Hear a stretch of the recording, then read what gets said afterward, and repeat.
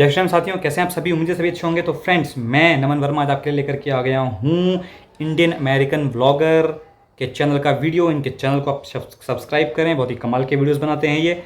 तो आज का वीडियो का टाइटल है पाकिस्तानी रिएक्शन, खाना पानी रुकते ही घुटनों पर आया बांग्लादेश। तो देखते हैं, जैसा कि हम जानते हैं बांग्लादेश में कैसी हिंसा हो रही है।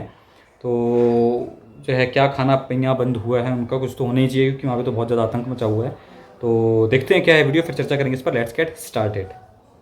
खाना पानी रुकते ही घुटनों पर आया हाँ, बांग्लादेश। घुटनों पर आया। चलो देखते हैं, वीडियो शुरू करते हैं। वीडियो शुरू करने से पहले अगर आप चैनल पर नए हो और आपने अभी तक सब्सक्राइब नहीं किया तो जल्दी से पहले सब्सक्राइब के बटन और बेल आइकन को क्लिक कर लो ताकि आपको हमारे सारे न्यू वीडियोस के नोटिफिकेशन मिल जाएं जैसे हम अपलोड करें। अगर आपको वीडियो पसंद आता है प्लीज लाइक एंड शेयर। चलिए शुरू करते हैं। तस्वीरें देख लीजिए, बांग्लादेश से लगते बॉर्डर की ये तस्वीर बता रही है कि अब भारत हाँ, से वो आने वाला सामान ट्रक रुके हुए ना, नहीं जा सकता। इंडिया नहीं रुका हुआ है। इंडिया को कह रहे हैं कि आप प्लीज हमें डिस्टेबलाइज ना करें, आप हमें सपोर्ट करें। इसकी वजह से कई सामानों की कीमतें अब आसमान छूने वाली है।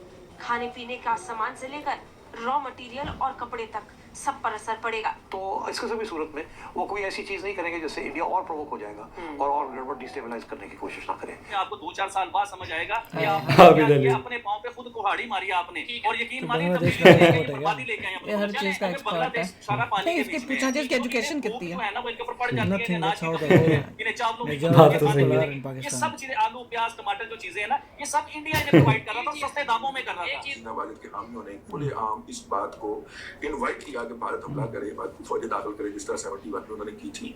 और यहाँ पे उन पान खा के सत्यानाश कर दिया इसने दांत। नाबालिग के खिलाफ मुजाहरे कर रहे हैं। अभी देखते हैं उनका क्या हो यहाँ Blank. पे। ब्लैक है पूरे। कपड़ा, बिजली आदि चीजों का आयात और निर्यात होता है। पड़ोसी देश बांग्लादेश के साथ भारत का आयात Obviously. और निर्यात ज्यादा है। तो सबसे पहले आज जो बयान आया उन्होंने यही कहा कि अगर ये जो अटैक्स हो रहे हैं माइनॉरिटीज के ऊपर, नाम भी लिया उन्होंने, मगर उनका जो इशारा है वो हिंदुओं की तरफ है कि ये अगर अटैक्स बंद नहीं होंगे तो मैं रिजाइन कर दूंगा। एक सी हाँ, आपने करा ही नहीं है अभी। देखें कि दो मुसलमान बांग्लादेश मुल्क में जमहूरियत क्यों नहीं पनप सकी आखिर। इंडियन गवर्नमेंट की मैं बात करूँ ना, तो फिर मैं ये सोचता हूँ कि पाकिस्तान बनना ही नहीं चाहिए था। इसको हमने सुना है कहीं। कर रहे हैं ना, जो इस वक्त वर्ल्ड में उन्होंने नाम बनाया है, उनकी आप देख लें कि इस वक्त कितनी इकोनॉमी चेक कर लें उनकी। ये बात आपकी दुरुस्त है, मुसलमान मुल्कों में जमहूरियत एक प्रॉब्लम है। बांग्लादेश में चल रहे दंगों के बीच में भारत और बांग्लादेश के रिश्ते इतने खराब हो गए हैं कि जो भारत और बांग्लादेश के बीच में करीब स्टैचू क्या है? स्टैचू के ऊपर बैठे हैं तोड़ने के लिए उसका। ज्यादा की ट्रेड होया करती थी, वो पूरी तरीके से ठप हो गई है और सामान बॉर्डरों पर टक गया है। मतलब भारत की तरफ से बांग्लादेश में कोई सामान नहीं जाएगा। और जिस तरीके से बहुत बढ़िया। बांग्लादेश की सरकार का रुख है भारत की तरफ, मतलब जो ये बांग्लादेश की नई सरकार है इसका जो रुख है भारत की तरफ, ये भाई भारत को धमकियां दे रहे हैं और उल्टी सीधी बातें कर रहे हैं भारत के बारे में। कभी कहते हैं भाई शेख हसीना को मैं सौंप दो, मतलब धमकी देकर कह रहे हैं। भारत को धमकी दोगे क्या? वीडियो आए हैं काफी सारे, भारत तुम्हारी जिसमें हेकड़ी निकाल देगा। ऐसे धमकी दे रहे हैं भारत को कि जिस दिन हमारे दिन आएंगे उस दिन हम तुम्हें भी बताएंगे। मतलब यार जो इनका दिमाग है वो भैया पाकिस्तानियों से भी ज्यादा खराब हो चुका है। मतलब पाकिस्तानियों की तरफ से जो पहले धमकियां भारत को आती थी, अब उसी तरीके की धमकियां बांग्लादेशी भारत को दे रहे हैं। पर यार ये बांग्लादेशी भूल गए वो समझ कि भैया जाएगा। भारत के भरोसे तो तुम जिंदा हो। मतलब चारों तरफ से भारत से घिरे हुए देश होने के बावजूद तुम भारत से दुश्मनी पालोगे तो भैया तुम्हारा कैसे चलेगा? मतलब कहाँ से ट्रेड करोगे भाई तुम? जो भारत से खाने पीने का सामान जाता है बांग्लादेश में, उसकी वजह से बांग्लादेशी जिंदा है।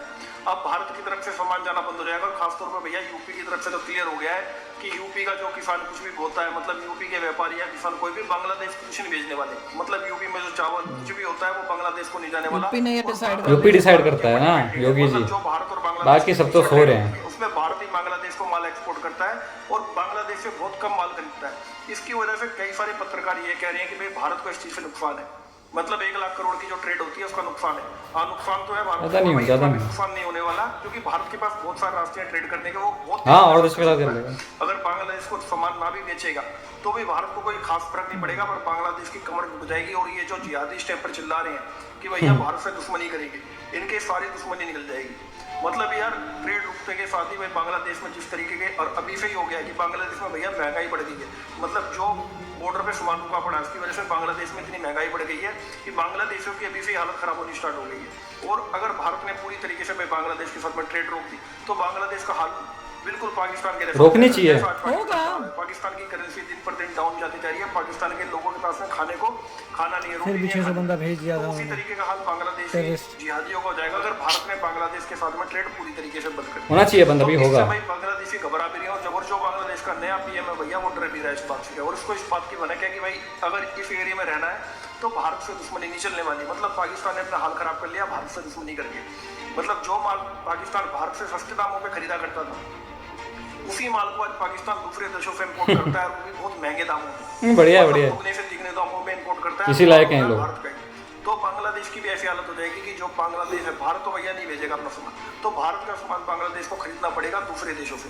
भारत का सामान जाएगा यूएई या किसी और देश में जाएगा, फिर वहां से बांग्लादेश जाएगा। तो इस बात को लेकर भाई बांग्लादेशियों की चिंता बढ़ गई है, और बांग्लादेशों के कल ठिकाने आने लग रही है कि भाई आनी चाहिए सारे टेररिस्ट जो है ना, ये होने वाला है कुछ भी, क्योंकि फटने वाली है बांग्लादेश की। भारत को कुछ फर्क नहीं पड़ने वाला अगर बांग्लादेश भी भारत से दुश्मनी ले लेता है। भारत के वैसे इस पूरे एरिया में बहुत दुश्मन है, एक दुश्मन और सही, कोई फर्क नहीं पड़ता। और हमारी भी भारत सरकार से गुहार है कि भाई बांग्लादेश के साथ में पूरी तरीके से ट्रेड व्यापार बंद कर दी जाए। ये आ गया फिर। ऑडियंस को अभी ये बातें समझ नहीं आएंगी। अभी हो सकता है मैं बुरा लगूं नहीं ये बातें करता हुआ, लेकिन आने वाले क्योंकि हम तो पाकिस्तान में ये हालात देख चुके हुए हैं और देख रहे हैं प्रॉपर। इधर हुकूमतें भी बदली गई, तख्ते भी पलट दिए गए, सारा कुछ हुआ, असम्बलियां भी टूटी पाकिस्तान के पिछले। और तुम लोगों ने ये सब किया है, हमने सब अपनी आंखों ये जो रेडिकलाइजेशन है ना तुम्हारे यहाँ से, ये गंदी चला है। आपको 2-4 साल बाद समझ आएगा कि आपने ये क्या किया, अपने पांव पे खुद कुल्हाड़ी मारी आपने। और क्या मारी है? कुल्हाड़ी को क्या बोला?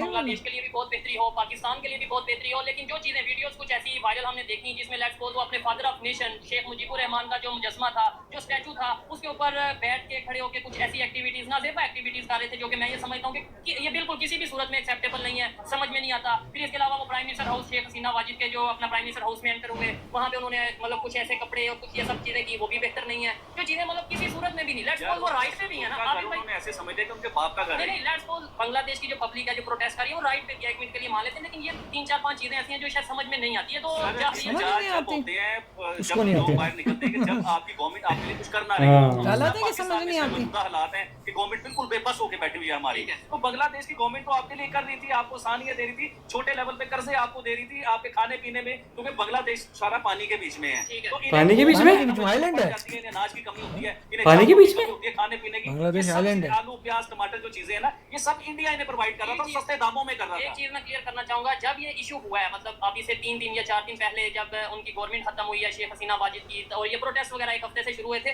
उससे पहले तो हमारे अपने प्राइम मिनिस्टर या हमारे अपने पॉलिटिशियन पाकिस्तान के हों, इसके अलावा हमारे जर्नलिस्ट हों, आम पब्लिक हो, हम तो बांग्लादेश की एग्जांपल दे रहे थे आज से 1 हफ्ता पहले तक कि भाई उन्हें देख लो, वो डेवलपमेंट की तरफ जा रहे हैं, उन्हें देख लो, उनकी अचानक हमारा मीडिया ये चला रहा है कि उन पे जुल्म हो रहा था। पता चल गया तुमने, तुम्हारा रिलीजन भी जो एक्सपोर्ट हो गया।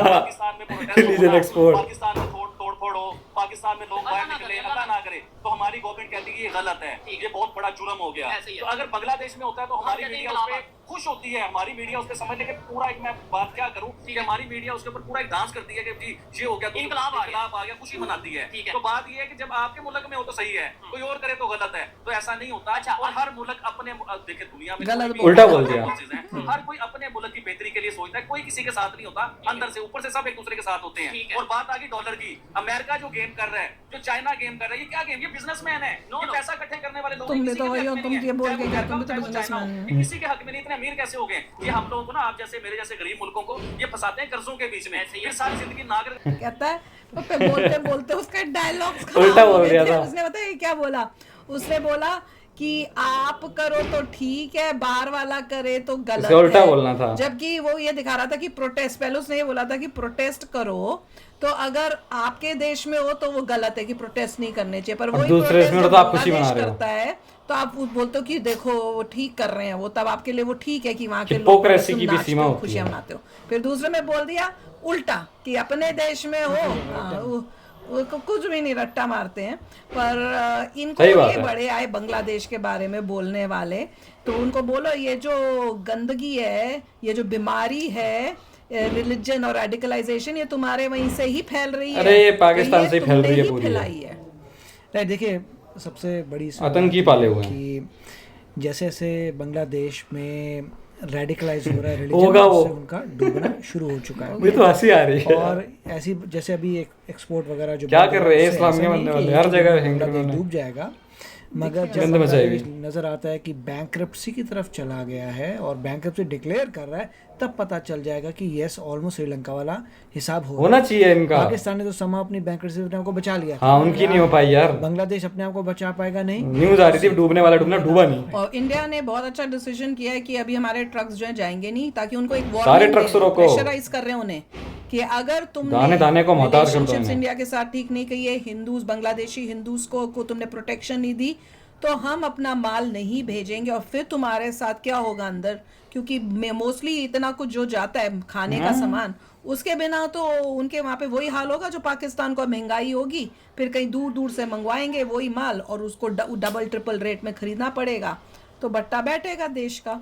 तो रोक कर ट्रकों को ये मैसेज दे दिया भारत। तो चलो यार, आप भी शेयर करना अपने थॉट्स। बिल्कुल। चलते हैं, मिलेंगे नेक्स्ट वीडियो में बहुत ही जल्द। Till then take care and bye bye.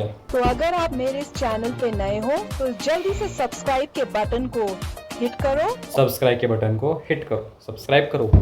अच्छा, ये थी वीडियो। आप कमेंट सेक्शन में बताएं कैसी वीडियो थी यार। एक स्टेप तो अच्छा लिया है कि वहाँ पर सामान जो है ट्रक्स रोक दिए हैं, बाकी और रोकने चाहिए। अभी जितना थोड़े बहुत जा रहे हैं वो भी रोक दो पूरी तरीके से। जैसे कहते हैं ना, आप अलग थलग करना, बिल्कुल ही कट ऑफ कर दो बांग्लादेश को एक टाइम के लिए। जब तक ये बिल्कुल इनका जो है कि सांस ना फूलने लगे, तब तक जो है कि जिसे कहा जाता है ना, ऐसे तरीके से जो है कि इनके गले पे पाँव रखो कि छटपटा जाएँ। और जब बिल्कुल इनकी हाय तवा मच जाएँ और ये चिल्ला के माफ़ी मांग लगे कि अब हम नहीं करेंगे, अब हम नहीं करेंगे, फिर पैर हटाओ। तो इनके पेट पे लात मारने की बात है कि आप जो है कि बिल्कुल इनसे सब कुछ सारे ताल्लुकात बंद कर दो। तो इनको सब अकल ठिकाने, जितने भी जिहादी और आतंकी भरे पड़े हैं इन्होंने, सभी ठिकाने आ जाएंगे। ठीक है, तो ये एक बहुत बड़ी बीमारी है। मैं कहूँगा कि ये पूरे इस रीजन में फैली हुई है। पूरा पाकिस्तान देख लें, इधर आप आ जाएं, बांग्लादेश, और आपका जो है OIC में तो वैसे ही हिंदू कुछ खास सेफ नहीं है। सऊदी अवधी चले जाएं आप, मतलब ये पूरी एक तरीके से पृथ्वी पे एक बीमारी आ चुकी है ना। तो इस बीमारी का कुछ इलाज जो है करना पड़ेगा, परमानेंट इलाज, ताकि ये जो है गजवाए हिंद वाले, इनका कुछ किया जा सके। ठीक है, बाकी कई बार तो मुझे लगता है यार कि चाइना काफ़ी बेटर है। चाइना से वाकई में भारत को कुछ सीखना चाहिए, भारतीय गवर्नमेंट को सीखना चाहिए यार। चाइना किस तरीके से डील करता है यार। चाइना में हमने नहीं देखा टेररिज्म कि कोई आतंकी वहाँ पे कुछ भी एक चूँ चाँ करके आ पाया हो। ये सारे कारनामे भारत में करते हैं, या इधर मतलब भारत को परेशान करते हैं कुल मिला के। भाई किसी आतंकी की हिम्मत नहीं चाइना में जाके कुछ कर दे। और वहाँ के जो अंदरूनी आतंकी कौम वाले हैं वो भी शांत हैं, उनको दाढ़ी नहीं रखने दी जाती है, और मूछें कुछ नहीं रखने दी, मतलब मूछें तो रखते ही नहीं है वो। उन पर पूरी तरीके से रिस्ट्रिक्शन है। मस्जिद में रोज़े नहीं रखने हैं, और मस्जिद उनके जो है कि डोम स्ट्रक्चर की नहीं होंगी, उनके कल्चर की होंगी चाइना। तो कुछ सीखना चाहिए यार भारत को चाइना से, कि इस तरीके से जो है आपको ट्रीट करना चाहिए ऐसे जो हैं टेररिस्ट माइंडसेट के लोगों को।